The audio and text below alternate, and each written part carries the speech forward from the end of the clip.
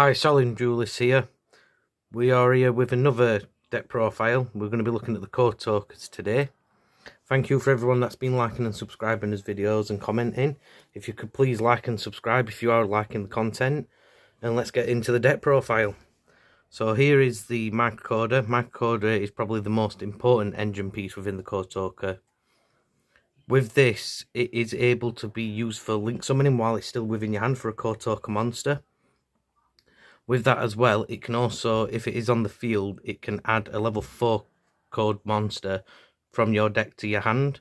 But more than likely what you're going to be looking with this is to get like Cynic Codec, Cynic Conflict and Cynic Optimization to your hand. So you can obviously look at like bringing on your combo, or you can be doing another normal summon, or you can have the Omni Negate to hand. I run this at 3. It's just pretty much standard. If you're running Codetalkers, microcoder has to be at 3. It's such a vital part. The next Codetalker monster is Code Generator. I run this at 3. With Code Generator, I use this at 3, with it being, again, another code monster that can be used from hand. That is like the trick of this deck. And with Code Generator, it's used for like sending a monster to the graveyard. Also, you can also use it to bring one to hand as well. It's one with 1200 attack or less, but it depends on where you are in your combo. But usually when you're using this, it's going to be off of Codetalker when you summon that with Cynic Codec. I then run 2 Code Radiators. Again, you don't see this very often. Usually they're either running it at 1 or none, to be honest. But I run it at 2, with it being a great monster. Again, can be used from hand. Also, it can, if it's on field, it can negate and drop the attack to 0 of two enemy monsters. And again, with this format at the moment, with Kashtira, it's not going to be very helpful. But it's more for like the branded monsters, Masquerade and stuff like that. It means that you can stop them doing the burn damage and carry on your combo. I then run 2 Code Exporters. Code Exporter, again, you don't very see it often in the Codetalker decks. Code Exporter though is great, with it being, if it's normal, if it is summoned onto the field, it can bring a monster back from the graveyard to the field. If it's used from hand, it can bring a monster from the graveyard back to hand. So for instance, if you have used Code Generator or any of the code monsters on the field, you could bounce it back to hand and then use them from your hand again for another link material, because the effect of them being used from your hand as link material is a once per turn, but if it's been on the field and then returned to hand, it can then be used as for that actual summon. So I do believe Code Exporter, it can be dropped to 1, but I do run it at 2 just for that handiness. I then run 2 Lady Debugs.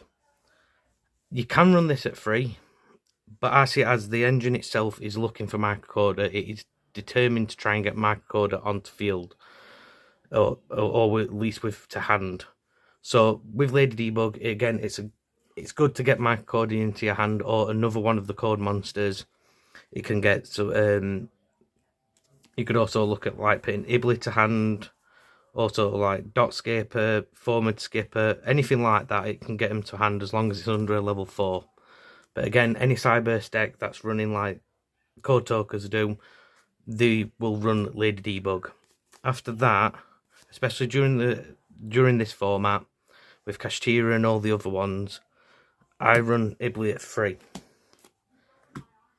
Ibly at 3 in this deck is actually really good.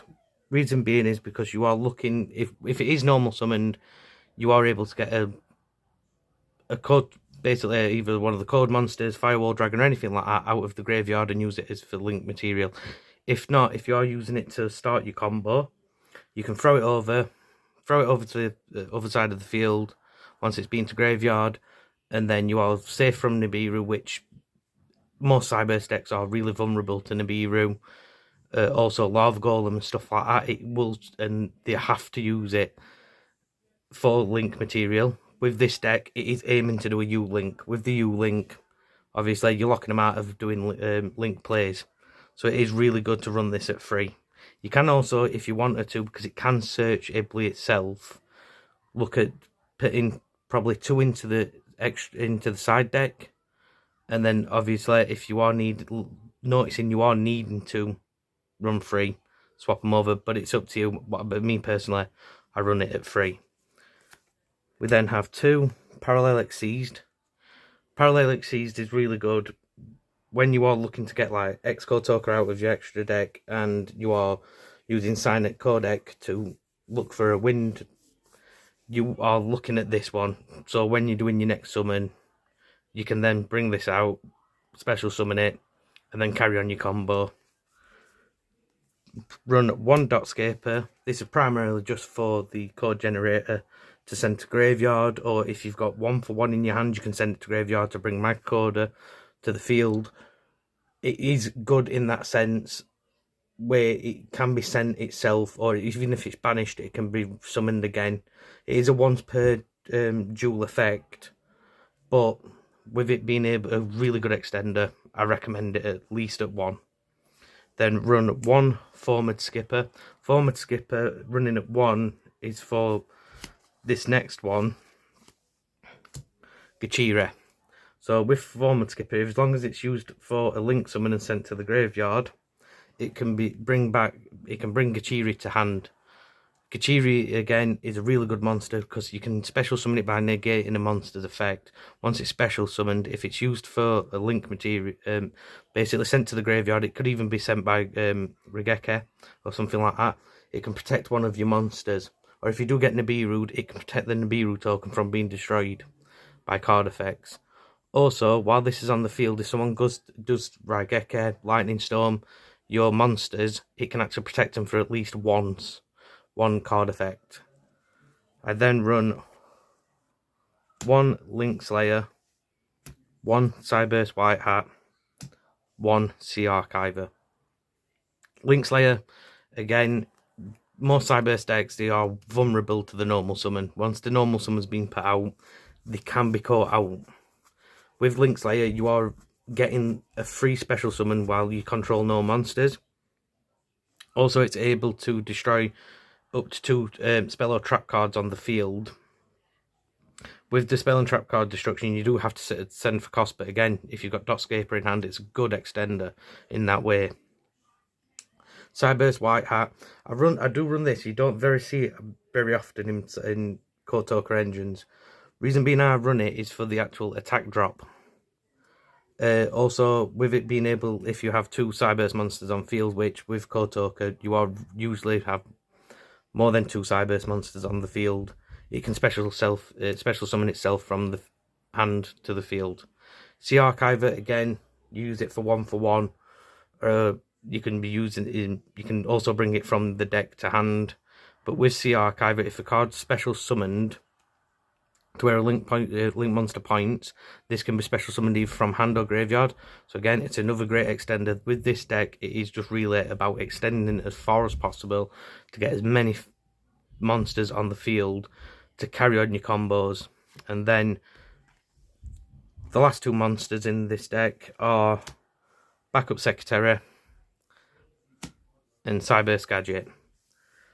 Backup Secretary, again, is just another special summon as long as you control the Cyburst monster. So again, it's a great extender. Cyburst Gadget has several good things with it. With Cyburst Gadget, you can be looking, so if it is normal summoned, you can bring out a level 2 or lower monster from your graveyard and carry it on. So it is a good card. So if you have got Signet Optimization in hand, and you've already put, we'll say, Magcoder into the graveyard, you can normal summon Cyburst Gadget and bring Magcoder back out. You will not be able to use Magcoder's effect, but again, it's more material on the field to carry on your combos.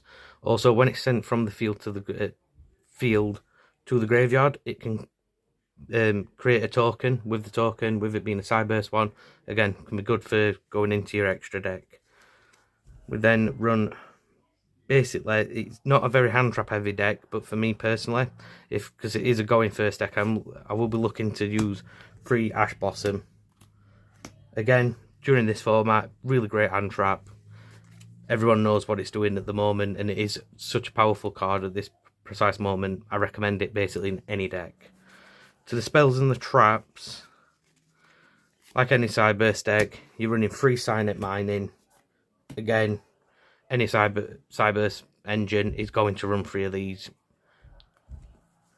Then with the actual Codetalker ones, you'll be looking at 3 Signet Codec. Signet Codec is probably the best card in the entire deck. It is such a great extender. Even if it gets Ash Blossomed, it can carry on as... It will not help with that attribute at that time. But again, your extra deck is running so many different attributes. You just can carry on playing. So you can taunt people out. I use this as basically an Ash taunt to try and taunt people out. But you can, with this deck, chain block so much. So if you are needing this to pop off, you're going to be chain blocking it. And it's just such a great and versatile card. I'd recommend just running it at 3, no less. I then run 1 Signet Optimization. Great card. Again, some people will side this and not actually main it. I main it for the normal summon. Also, when you're going into battle with a Codetalker monster, it does an Archimedes effect. So you can just literally swing and just not be worried. I then run 1 for 1. The 1 for 1, again, with this deck, it's just looking for Microcoder, so it is the best card. If you've got it in hand, just to try and get to Microcoder, put it onto field, and again, just start comboing off. Salamangreat Sanctuary, and this is for the Ibbly lock. So once you've done your Ibbly lock, you are looking to get this onto field. With this card, it basically makes it so if someone tries to crash the Ibbly into your cards, you can turn it to 0. They can't crash it, they can't get rid of it off the field, and then obviously on your next turn you're looking to swing for game anyway, because you'll have that much attack on field. I then run 1 Call by the Grave. Again, at the moment, any grave heavy decks, this is going to be great for. And then 1 Signet Conflict. It is, again, this is a card that it doesn't have to be playing at more than 1. You can play it at more than 1, but me personally, because you can search this card, it is not really something that you really want at more than 1. Again, I do have 1 in my side deck, and that's just in case, depending on what deck I'm going up against. So again, but with it being an omni-negate, which it lasts for your turn and for the opponent's turn. So for instance, if someone's trying to Ash Blossom or Nibiru, you can do this effect. With the effect, they can't do it for 2 more turns. And then, last but not least, for the main deck, it's 3 Imperm. Again, great hand trap at the moment, and with it being able to block off a zone, I recommend in pretty much every deck. Now onto the extra deck for the Codetalker engine. This is again a lot of one-offs. So what would you be looking to use? So I personally find that 2 Balinks is really good. The reason why I run 2 Balinks is that they are able to protect each other once they're in the graveyard, and you can banish one and then protect it. So it's, again, if someone tries to crash into one and you've been part of your link has been broken, usually this will be one of them cards that can stay on field, and you can use like Codetalker or Codetalker to protect the other monster that's within the other extra monster zone. So again, I run 2 Balinks again for that exact effect. I then run 1 Link Rebo, and this is, so once you've done your U-Link, if you do have you can usually end up with an extra monster or 2 on field. If you've got a level 1, you can use this. Again, stopping them from crashing stuff, stopping them from trying to break that U-Link as much as possible. I then run 1 Talkback Lancer. Again, vital part to the actual U-Link itself. You can either use either Link Rebo or the Talkback Lancer. I prefer Talkback Lancer with it being able to, because usually you're using Codetalker to go into the Firewall Dragon. Talkback Lancer is able to actually bring that back out of the graveyard so you can protect. And then 1 Update Jammer. one Splash Mage, Update Jammer. Again, it's usually used, me personally, I use it for when I'm going into Access Codetalker to get the 2 attacks and swing for game. And Splash Mage, again, most Cyberse decks, they are running Splash Mage because it's able to get that extra summon. Again, if you're doing it with a code monster that's been in the graveyard, but you haven't used its effect, bring it back from the graveyard, or like Yugioh, use their effects monster back in graveyard. After that, we are looking at the actual, like, mainly the code monsters. So I run one normal Codetalker. The normal Codetalker, again, it's just mainly to get either like microcoder to hand or to get Iblis to hand. So that is just mainly what it's used for. You can use it as some sort of protection, but I wouldn't recommend it. And then 2 Codetalkers inverted. This is the better version of this monster. This is a summon from hand, but always make sure that you put this in the first part of the chain if Sonic Codec is on field, because this will fire while Sonic Codec will bring 1 to hand, but you do have to have a code monster, a Cyberse monster in hand for this effect to activate. If it is not in hand, you cannot activate the effect. Then looking at the Link Freeze, with the Link Freeze, you have got X Codetalker and Trans Codetalker, probably, especially Trans Codetalker, probably the best monsters on in this actual extra deck. Reason being is because X Codetalker does actually protect your monsters during the U-Link. They can't be destroyed. And Trans Codetalker, with you just being able to get that extra special summon, once you've special summoned, you can then carry on your combo. And then 1 Shooting Codetalker. Shooting Codetalker is mainly used for just getting the water monsters into your hand. It is good for also being able to destroy more than 1 monster. With this, it's able to, if it can, to each card it points to, it can attack +1 times, and then for each monster it destroys, it can draw a card. So it is really good if you can power it up, but it will lose 500 on the last attack it can do. And then the 2 big boss monsters of this deck is Firewall Dragon and Access Codetalker. Firewall Dragon has to be used in this deck, especially if you're going for the U-Link. It does 2 bounce backs, with it usually being in the middle and having Transcode and X Codetalker point into it. You can also use it for, if you've got quite late into your combo, if you've not got Iblis onto the field at that point, but you've got Iblis in your hand, is when you're using like the Talkback Lancer, for instance, and you're trying to bring Codetalker back out, you can usually put like a parallel Xyz or any of the other monsters, depending on where you are and what's in your hand, and then use Talkback Lancer to send it off to the graveyard to bring Codetalker back, and then you can summon Iblis to the field, and then, for instance, go into a Balinx, and then you've thrown Iblis to their side of the field, and Firewall Dragon, after the errata, are obviously not as good as what it could be, but it is still a good card. And Access Codetalker is just one of the main staples of this deck. You have to have this in your extra deck. It is the big boss monster of this, with its popping effect. The attack gain is pretty much a vital part of the engine. But then I also use the Arrival Cyberse at Ignister. Again, if you've gone into Access Codetalker, they've got rid of it for any reason, they've impermed it or anything like that, this is another good next boss monster with it being unaffected by card effects. Basically, it can only be moved by Kaiju, but it will gain 1,000 attack for each for each monster used in its summon, but it have to be different attributes. So you can't use 2 darks, it has to be different attributes. But again, with you being able to do a U-Link, and usually you've got 4, if not 5 different attributes on the field, this is going to be at least a 4,000, 5,000 beat stick that is unaffected by card effects.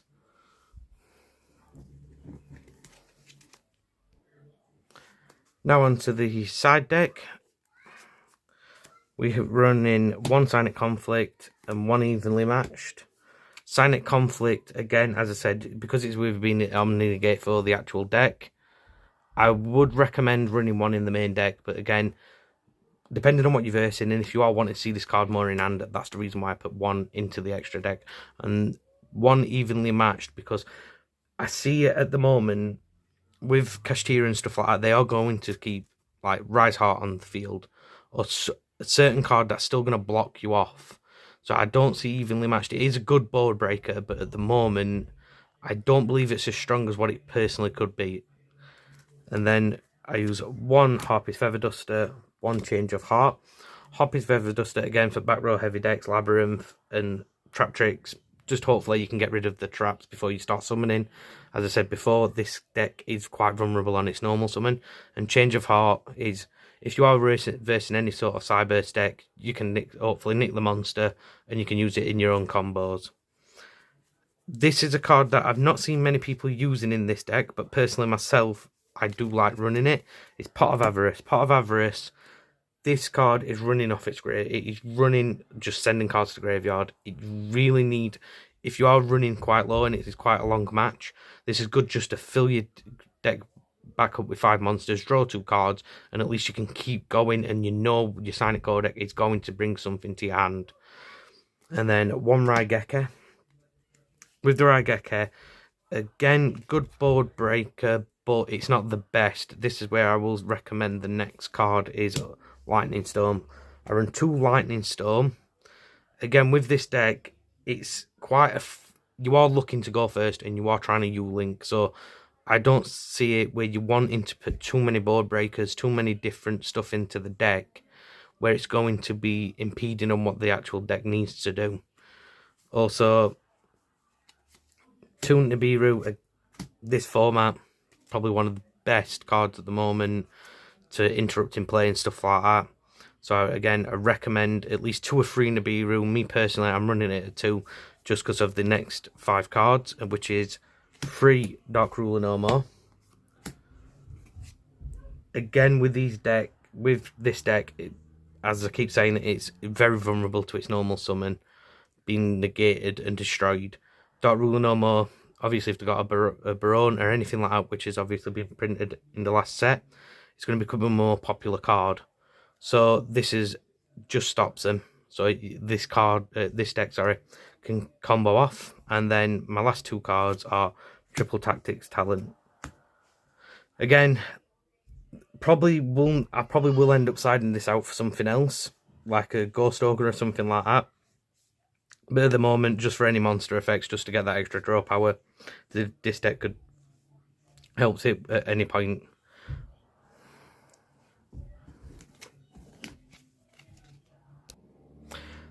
That's my Codetalker Deck profile. Thank you for watching. Sorry it has been a bit of a longer video than normal, but there is that many effects in this deck.